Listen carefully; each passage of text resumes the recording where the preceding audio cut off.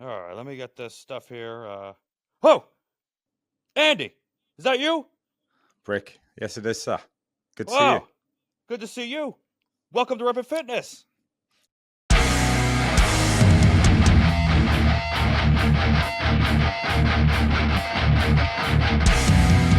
Headstrong!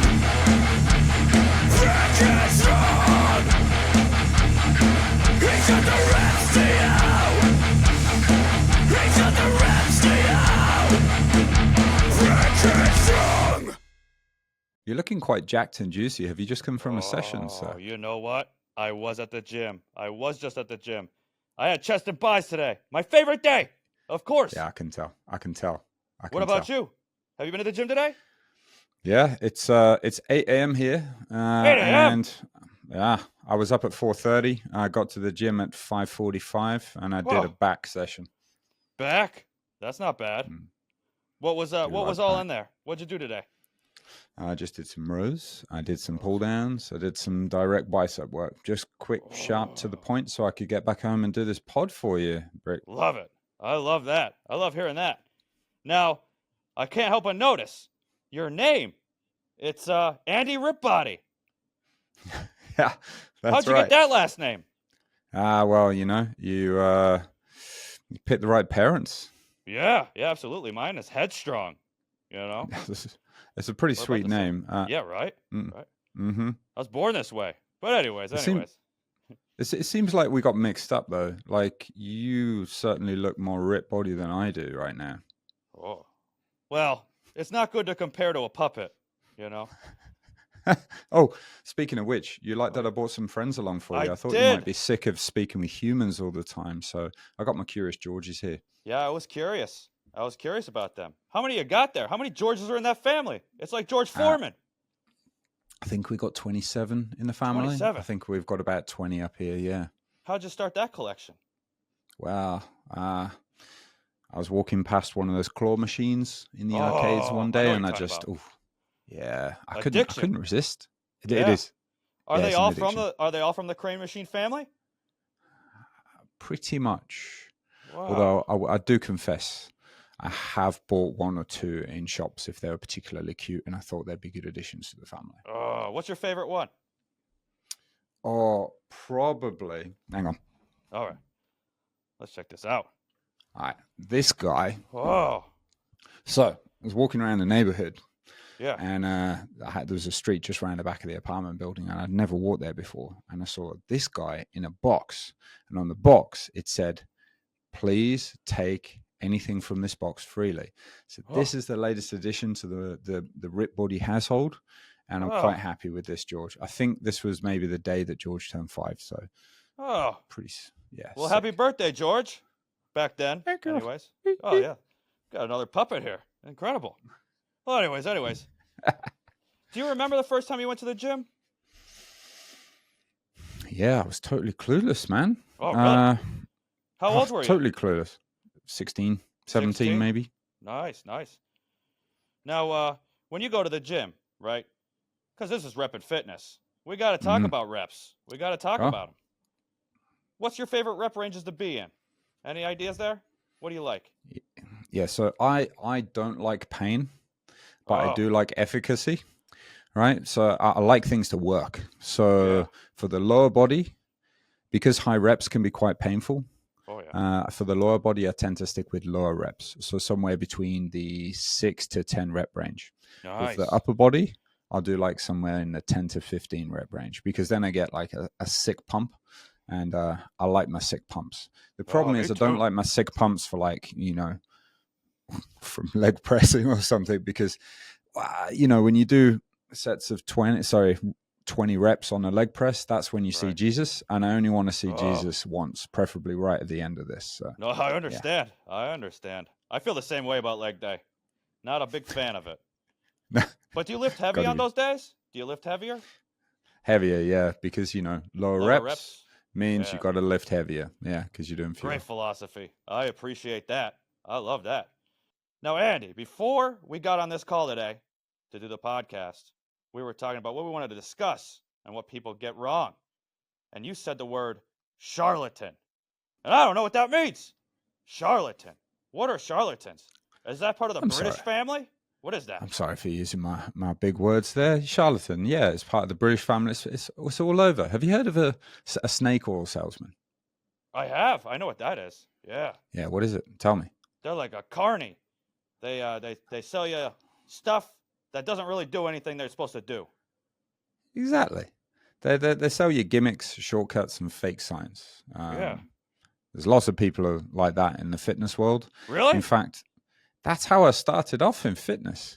It was my frustration with seeing so many of my friends in the gym in Japan. I'm British, but I've lived in Japan for 20 years. Yeah, we got to get into that too. Oh yeah, if you'd like, Brick. Yeah, so I saw so many of my friends getting ripped off by the supplement industry, particularly, that I wanted to do something about it. Because my Japanese friends, they didn't speak English. Okay. And there's this bodybuilding gym in a particularly poor neighborhood in Osaka, which is the second biggest city, I think 10 million people. And they were just spending money that they didn't really have because the supplement industry told them that they needed it. And as we both know, it's mostly all just lies. You don't need that stuff. You just need to train hard, eat well, and follow a few principles. And I was in a rage and I wanted to help them out. So I would write little articles in English and then I would translate those into Japanese, thinking that that would help make a difference for them. And it didn't. They just ignored it because who was I?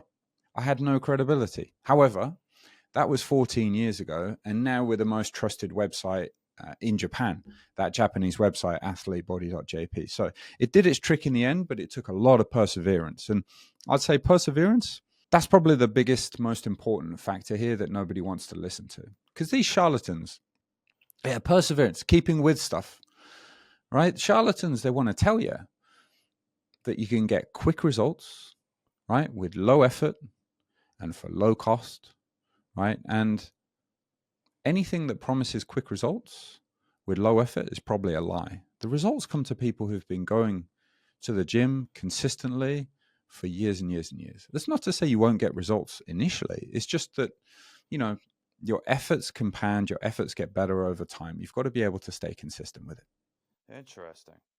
Now, what kind of stuff are we talking? What kind of stuff do they sell people? Ooh, it really depends on where the algorithm has got you. So, unfortunately, right, whatever you're interested in, you're going to type into Google or you're going to look at on your social media. Right. And then when you start looking at stuff on social media, then you'll start to be fed ads. And those ads are generally going to be nonsense when it comes to fitness, especially if it's a product that gets you on a monthly recurring subscription. Right? Why is that? Well, because ads are expensive, right? And they need to be able to make money from those ads. And so what they'll do is they'll try and sell you these false promises so that you believe that taking this, I don't know, detox tea or fat burner supplement is going to be the cure to your personal insecurity about how you look, so that then you stay paying them for months and months and months and years and years and years.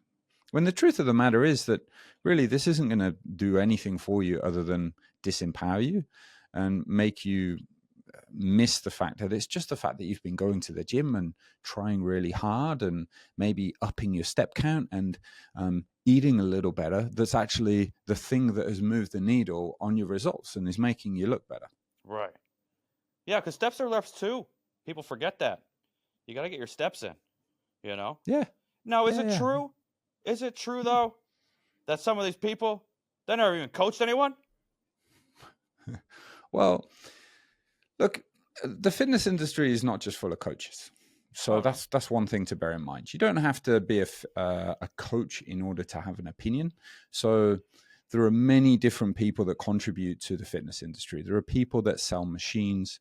There are people that run gyms. There are people in labs doing research. There are people that are doing research review products, monthly magazines that are Yeah. explaining all of the research that's out there for people. So it's a mistake to say that, you have to actually coach people in order to have an opinion. However, there's a group of people out there who they give coaching type advice Right. without ever having actually coached, and that's a bit of a problem, because many of these influencers, right, they've got followings, but they don't really have experience of coaching real humans through real struggles, and people buy things from them because of how they look, but it's not their current training plan or diet or supplement stack that gave them the results that they have. Remember, when you're following an influencer, you're looking at, generally speaking, if they've got a very large following, you're looking at the outlier, right? Their physiques were built over years of training with some genetic luck and often, unfortunately, hidden drug use that they don't tell you about. So you've got to be careful there. Yeah, you do have to be careful with that. Where do you think these fitness fakers come from? Well, Do they just grow a following and then they're like, well, I guess I'll become a fitness coach? so look, there is no doubt, they're sociopaths that don't care. Yeah, sure. They don't care, right? They just want power. They want money. And they don't care if they burn people in their wake. Some are people that are clever marketers that have simply hired this person that you see to be the face of a company behind it. So they're told what to do. They're told what to say, right? This is certainly a thing, right? Why? Because there's a lot of money to be made, especially in recurring supplement type or program type things. That's true. That's true. And then the third one, which I think that which I would say the well-meaning people fall into, it's those who, they start with good intentions, they get in shape themselves, they get compliments, and they start giving advice. I think this is how most people in our industry with a good heart get started, right? They get compliments and they get advice. I bet, like, Brick, you look absolutely sick, right? I'd love to look like you. Love to look like you. People must ask you all the time for advice, right? Yeah, they do. They do. Yeah. And now you've been in the industry for so long, you know quite a lot. But absolutely, when you first started, you didn't really know that much. No. Right? You just knew about your personal experience.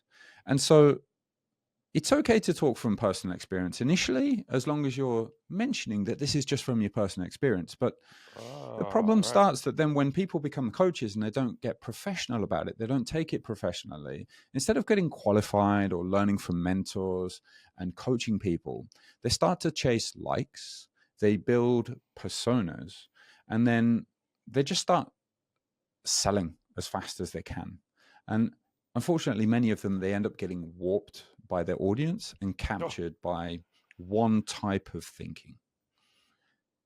Now, make money? I could give an example of that. Yeah. Of course, for the money, always for the money. I can give an example of that, right? Yeah, please.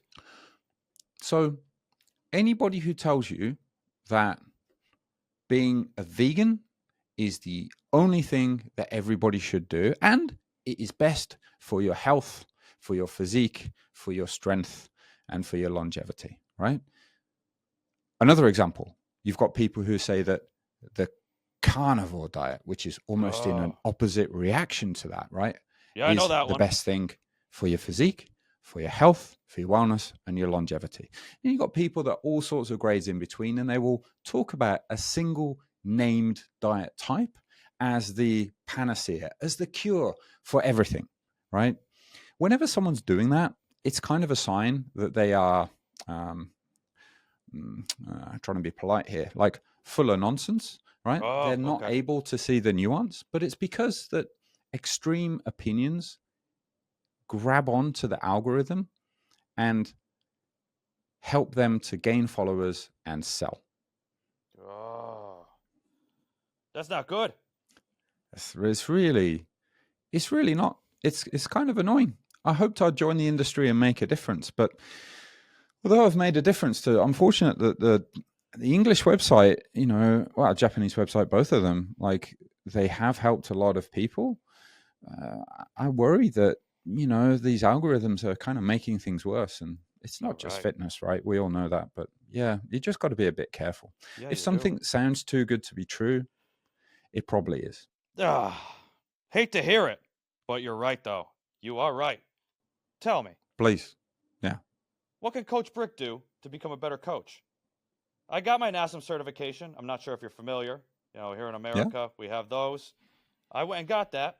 I started helping some friends out whenever they asked. They're like, hey, Coach Brick, you're looking pretty jacked, like you said, Andy. And I was like, well, you can't have arms like these. Not without going to the gym for years, What else should I be doing to grow? What can I do to help people? Are you coaching real people? Oh, yeah, real humans. Sometimes real puppets. humans. Some puppets, yeah? too. Okay. Some puppets, yeah. I help them out, too. Yeah. So, yeah, if you want to work with real humans, then you got to coach real humans, and you got to know what makes real humans tick.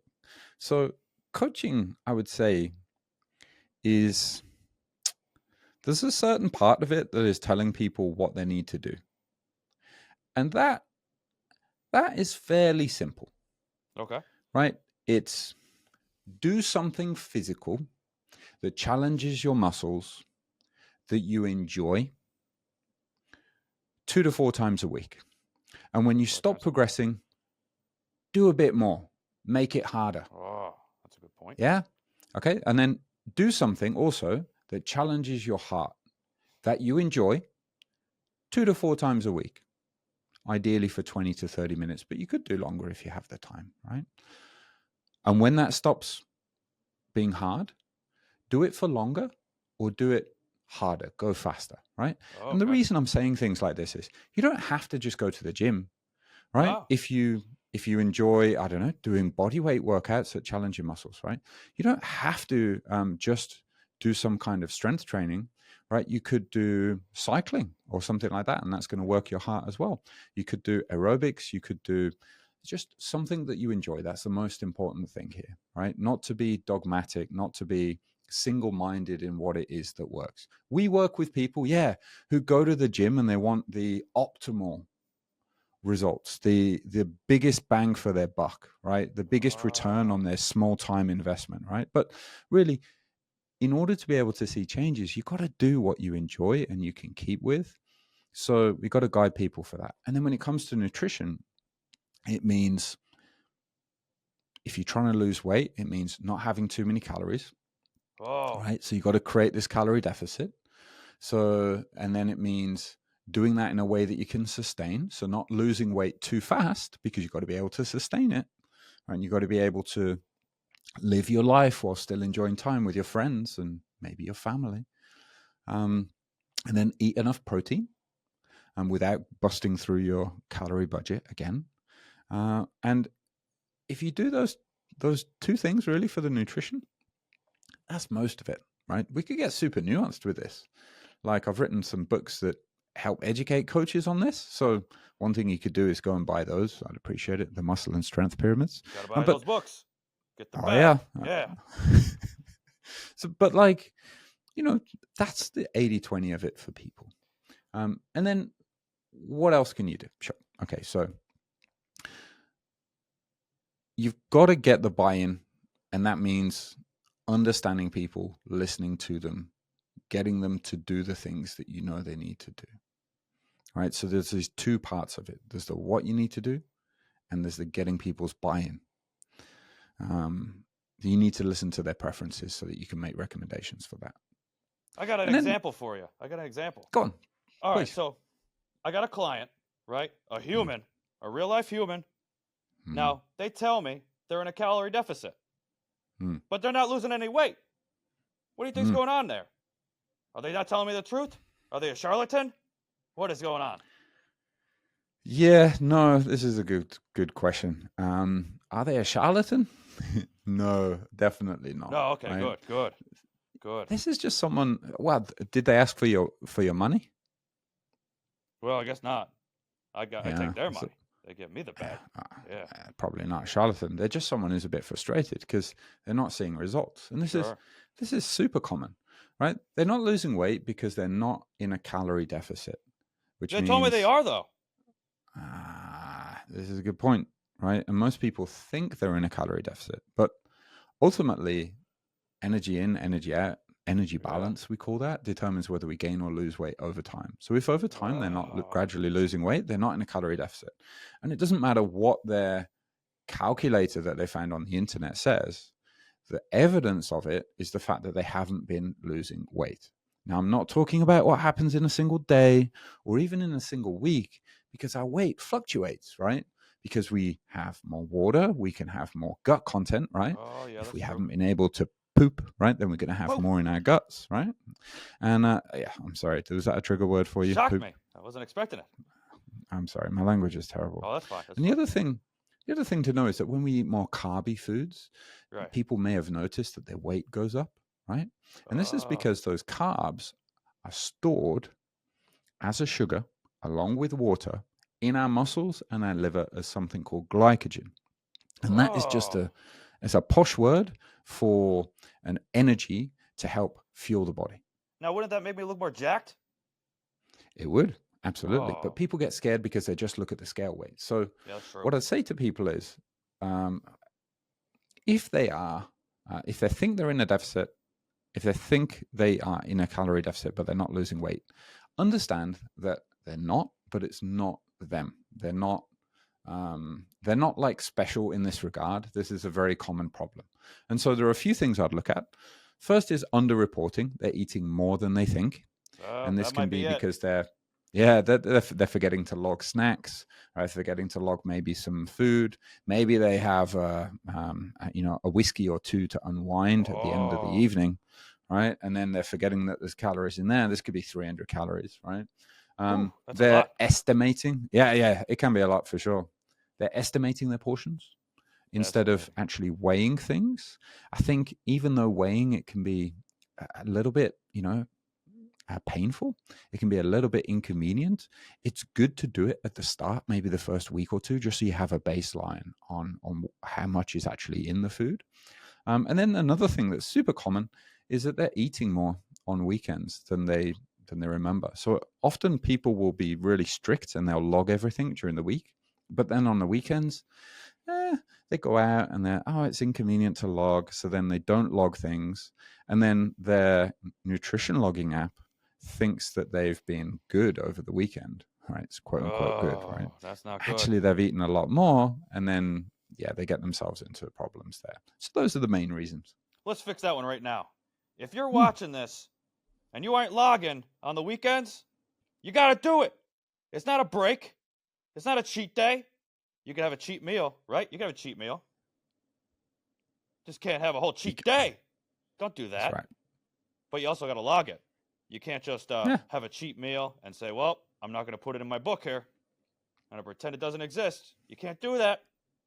Now, Andy, when you got into this, did somebody inspire you to start? Maybe a coach or someone in your family? Maybe Arnold? I don't know. Real talk? Yeah, real talk. I got into this because I was attacked in the street when I was a teenager. I got a glass bottle over my head, and this really shook up my confidence. I was quite scared to walk around in my own neighborhood now, which I was used to from school because my school was in a rough area, but I wasn't used. So I was used to watching my back coming to and from school, but I wasn't used to watching my back when I was kind of in my little suburb. And so I got into karate, and then I realized that actually part of self-defense is also not looking like a target. So I was very tall. I still am very tall. How tall are you? 6'2", 6'2 and a half. You got me by a couple. But I was, especially as you don't have any legs. And if you do have legs, please prove it right now. I can't do that right now. We're filming a podcast. Gotcha. So, it's, I then decided, okay, well, probably the best form of self-defense is to not get attacked in the first place, and that's Right. to not look so much like a victim. And for me, that meant putting a bit of weight on because I was very tall and skinny. How old were you? And so that's what got me into the gym. I was 15 when I got hit in the head with a bottle, and maybe 16 and a half, 17 when I got my first gym membership. Well, hey, for kids that age, right? Yeah. What advice Yeah. would you have for them to get stronger, maybe in the gym or outside the gym? Like you said, karate. Is there other Yeah. things like that kids should consider?